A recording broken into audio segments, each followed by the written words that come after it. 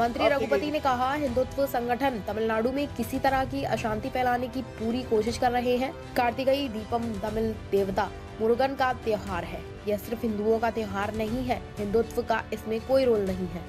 कार्तिकை தீப திருநாளை ஒட்டி திருப்பரங்குன்றம் பகுதியிலே ஒரு சர்ச்சை இன்றைக்கு ஓடிக்கொண்டிருக்கிறது. அது இன்றைக்கு தமிழகத்திலே ஒரு பேசு பொருளாக ஆகியிருக்கிறது. மதவாத சக்திகள், இந்துத்துவ அமைப்புகள் எப்படியாவது தமிழ்நாட்டிலே காலை ஊன்ற வேண்டும், அதை எந்த வழியிலாவது தாங்கள் காலை ஊன்றுவதற்கு வழிகாண வேண்டும் என்கின்ற நோக்கத்தோடு செயல்பட்டு கொண்டிருக்கிற இந்துத்துவ அமைப்புகள் எதை கையிலே எடுப்பது என்று தெரியாமல் முழித்து கொண்டிருக்கிறார்கள். இன்றைக்கு நாங்கள் ஏற்கனவே ஒரு சொல்லியிருக்கிறேன், கார்த்திகை தீபம் என்பது தமிழ் கடவுள் முருகனுக்காக கொண்டாடப்படுவது திருவிழாவை தவிர இந்தியாவில் இருக்க இந்துக்களுடைய பண்டிகை அல்ல, அது தமிழர்களுடைய பண்டிகை. உலகெங்கும் இருக்கக்கூடிய தமிழர்கள் கார்த்திகை திருவிழாவை கொண்டாடுவார்கள்.